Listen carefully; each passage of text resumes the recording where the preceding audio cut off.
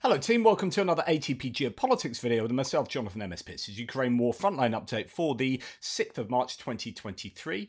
Just to let members know, I've posted the first part to my it's not a documentary, it's a video diary of my experiences in Ukraine. That's up on the members area of the channel. That'll be released to the wider public once I've got some feedback off you guys. Make sure it's not just an overt example of muppetry on my filmmaking part.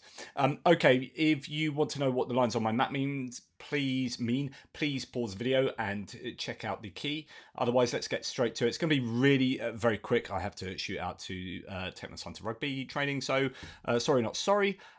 We'll go to the northeastern sector. As you can see, no changes on that axis to the Russian control or Ukrainian control for that matter. Just a couple of things to say. I'm not going to go granular into the ISW today. I'll do that tomorrow. Situation northeastern front. After 2 weeks of combat, the Russian army has retreated from the northern part of Sinkivka towards a nearby forest. Meanwhile, troops made new advances southeast of it, trying to reach the locality from a different axis. So that is from March the 5th, so that's yesterday.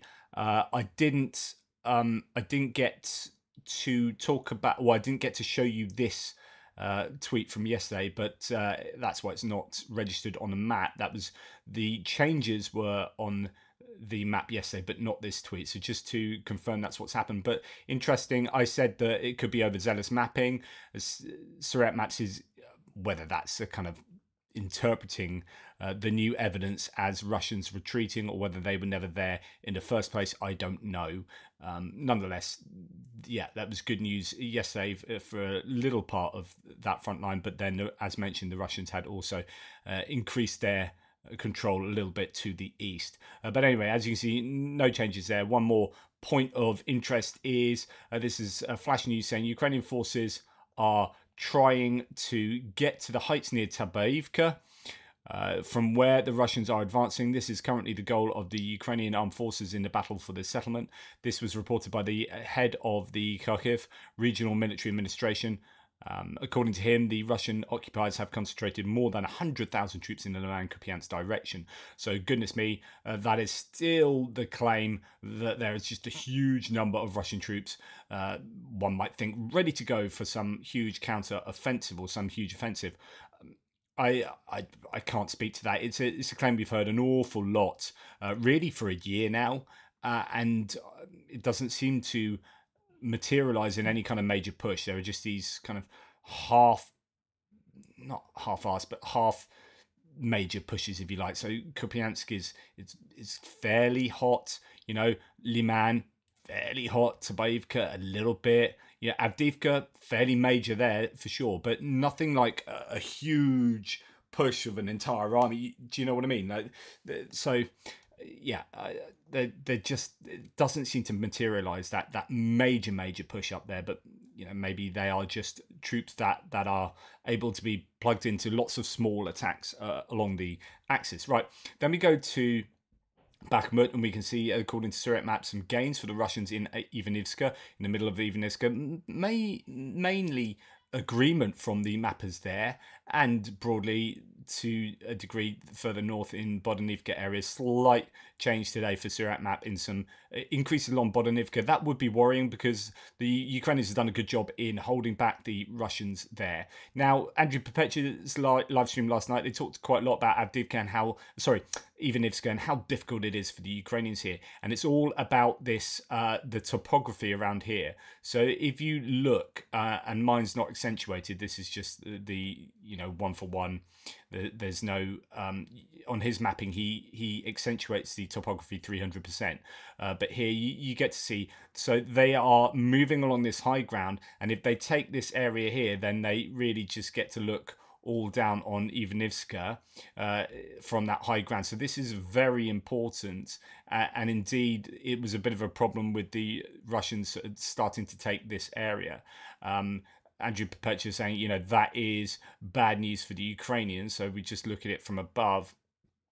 this area here, which is a bit of a grey zone. Ukraine has been pushed back. The Russians are making their way up this incline here, and then that first of all gets them closer to Chasiv Yar. You can see it really is very close, and then down here they get to sight across Ivanivska, and it becomes very difficult to maintain supply into Ivanivska. There is already, I think, pretty much fire control over these roads. So this is the key area there, and there's a number of doomers sort of saying that, well, it's kind of, this is the beginning of the end for sort of, particularly for this whole area. But I think Chasiv Yar is looking more and more vulnerable if the Russians keep inching further on in, say, Bodanivka and Ivanivska. And Chasiv Yar, you know, the Ukrainians will want to hold on to that, of course. Now, just to say, there was something to mention about Klishchiivka, a couple of sources here. So, Russian army, says Suretmap, launched this morning an attack on Klishchiivka. The attack was not successful. Important to note that these kinds of attacks will increase as Ivanivska is going to fall soon under Russian control. That would pave the way for Russian troops to capture the entire area west of the water channel. So, yeah, okay, interesting. Klishchiivka here, a foiled and failed attack by the Russians here, but indeed, if the Russians do take Ivanivska, then Klishchiivka becomes even more challenging for the Ukrainians to hold, as this whole northern area will likely come under Russian control. So, yeah, that's a potential successful rebuttal of the Russian attack there, but just maybe a sign of things to come. And then the talk about Bodanivka, where we just were, further to the north of Ivanivska, the Russian army took full control over the street of Tereshkovo and inside Ivanivska, so that's where we've just been, and then moreover troops restarted the advances in the locality of Bodanivka. So that's just the two Surat maps control changes for the Russians west and northwest of Bakhmut. Right, then as we come further down, we see, look at this,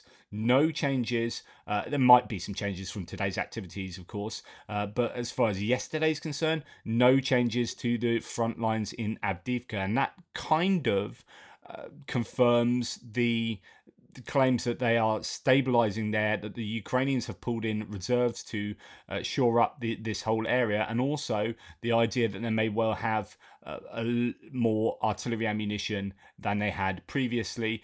So there could be that supply getting through from continued assistance from abroad and their own production capacities as well. So the mapping at the moment just struggling to render properly at the moment. But you get the idea that that's no move in Avdiivka is very good news for the Ukrainians, I would say. Be interesting to see how long they can maintain that stasis for. And then when we come down a little bit, we come to Mariinka, Krasnohorivka, Mariinka and Novomykolivka. I'm just going to do a little bit of a refresh. Right, sorry about that. That was a 2-hour break while I was recording this video. I hope I've got my train of thought still in the zone. So we have here Surat maps claiming that the Russians have made some gains in the Krasnohorivka area around Mariinka too. So still having issues with rendering, but you get the point around there. We'll just go and look at the Surat maps tweet in a second. Right, here we go. There, that's much better. So you can see the very southern area of Krasnohorivka, as indicated yesterday.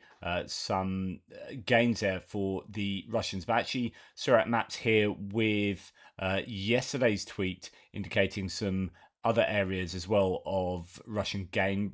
I do believe that's what we indicated yesterday. Again, thanks to JR Yarun.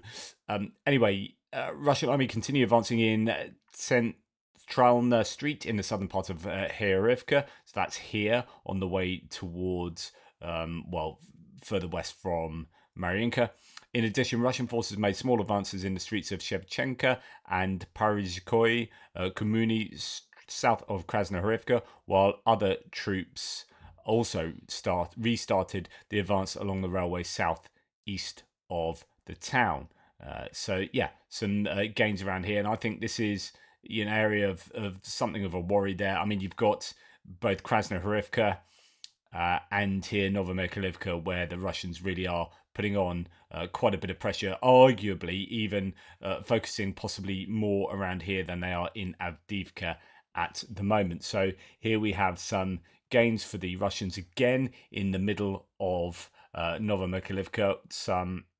Yesterday they raised a flag. They seem to have been inching forward, as according to Syriac maps there. So yeah, difficult time for the Ukrainians in that neck of the woods. Then as we come on past Velika Novosilka, no change there, but there are some fairly significant gains for the Russians, as according to Syriac maps, in the Verbovi area of the Robotyne sector. So Syriac maps here indicating that the situation in the Zaporizhia front during the last week, the Russian army made significant advances northwest of Verbovi, taking control over the rest of the Surovikin line out of control. In addition, troops advanced westwards in order to reduce the salient and reach Robotyne from the east. So this is significant because we're going to look at my map here. This was the last area that the Ukrainians have had control over the main defensive lines, the first sort of major Surovikin line that is a tank ditch, and you've got the Dragon's Teeth as well. And this was where the Ukrainians had initially broken through the Surovikin line, so that the Russians have forced them back to the other side of that defensive line is a shame for the Ukrainians, of course. I'm not sure that it makes all that much difference right now. I don't think any of this area has intrinsic value. It just keeps the Russians somewhat focused around here rather than being able to focus on Orikhiv itself as a larger goal. So, you know, as we said before with like Bakhmut, you might as well be fighting Bakhmut than the next place along the road. So you got to fight somewhere, choose your place, and take the fight to the Russians there. So rather than continually cede territory, then you just allow the Russians to take whatever they want. So you've got to put up that fight. It's not that here this kind of Robotyne sector has any value in and of itself, as far as the land or the logistics or any particular infrastructure there is concerned. So anyway, the Russians having success in the Robotyne area, where the Ukrainians have had a pretty not good time. They have done well to have slowed the Russian advances down there, I think, personally. Then we're going to come to Krinky. There's no explicit news from any mapping around there or any mappers around there, but there is the odd bit of anecdotal evidence of how the Russians are finding it very difficult. So, quote, people are thrown as meat. They are beaten with mortars. They are beaten with AGS, so grenade launchers. Shooting battles. People are dying. 7 people simply went to the bottom. They were torn to pieces. Direct hit. The wounded are rotting under the shelling. They cannot evacuate. We are abandoned. Our command is giving a false information, say the occupiers, complaining about the situation in Krinky on the left bank of the Dnipro. So those are Russian soldiers caught on video saying that. But it's difficult for both sides, of course. But I think the Russians have really had a hard time of dislodging the Ukrainians there. The Ukrainians done a pretty heroic job, I think, of holding on to that bridgehead and facilitating the huge degradation of the Russian forces in terms of equipment and personnel in that area. And the Russians are throwing an awful lot of people at that problem, and they don't seem to have had all that much joy. The conditions are pretty terrible for the Russians there, as bad as they are for the Ukrainians in that bridgehead. You know, I think the Russians have not done a good job of dislodging them, evidently. So that's the appraisal of the front line. It is, I think, it's a mixed bag of nuts. Although all of these pins are red, it looks like the Russians are advancing in many places. Actually, Avdiivka is to some degree a little improved today. In fact, there's a couple of extra sources I just want to share with you that I was looking at while I was at my son's rugby. But you've got Bakhmut, Ivanivska, I think, is a problem, and I think Novomykhailivka is an issue, as well as Krasnohorivka. So yeah, we'll see how they develop as the days go by. So the extra nuggets of information are going to go in reverse. We're going to start in the kind of Krinky area. Russians launched 3 assault attacks on the left bank of the Dnipro River. So this will be today, but suffered losses and retreated to their original position, says Flash News. This was reported by the Southern Ukrainian Defense Forces. So these are coming from the Ukrainian sort of general staff, if you like, or the Ukrainian armed forces.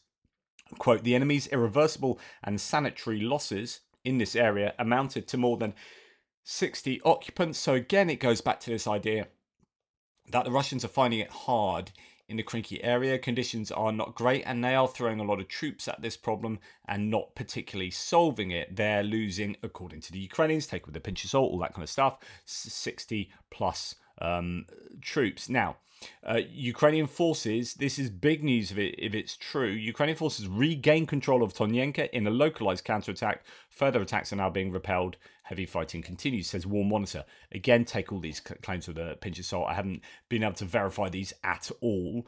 But if the Russians have been pushed out of Tonyenka, then that is fairly significant, because this is obviously the area where the Russians have had some localized, huge successes with regard to Avdiivka. Huge, as in, they did push the Ukrainians back fairly quickly in this area, and then they seem to be grinding it out in the Orlivka, Tonyenka, Berditsy areas. But the Ukrainians have since had reinforcements. They're looking like they've got more munitions coming to them, and Tonyenka might have been taken back by the Ukrainians. Could just be a big grey zone, or they might have just pushed the Russians back a little bit in Tonyenka. Could be some exaggeration there. I don't know. Nonetheless, possibly good news for the Ukrainians there, which would be welcome news for pro-Ukrainians. And then this is a claim from the commander of the ground forces, Pavlyuk, saying Ukraine will stabilize the front line and start preparing for counter-offensive actions to intercept the initiative. I mean, goodness me, I don't know that the Ukrainians have got the troops for counter-offensives at the moment, let alone the ammunition and materials. So I don't know. I think that's possibly fanciful thinking, but they will be obviously working that into being their long-term plans. People have been talking about 2025 being the time when they reconstitute and have enough in a tank to be able to really push the Russians back, especially if they are given the correct weapons and enough of them. But nonetheless, the claim is that, it's stabilizing now, and then the Ukrainians will push back at some point. I guess we'll see. Anyway, that's enough from me. Thanks for watching. Please like, subscribe, and share. Really appreciate your support. At some point soon, my, as I say, quasi-documentary sort of video diary, really, of my experiences in Ukraine will go out to the general public. I've sent it out to members at the moment, and it's been well received, so I'm pretty chuffed about that. Thank you for watching, and thanks for all the feedback. Anyway, take care. Speak soon.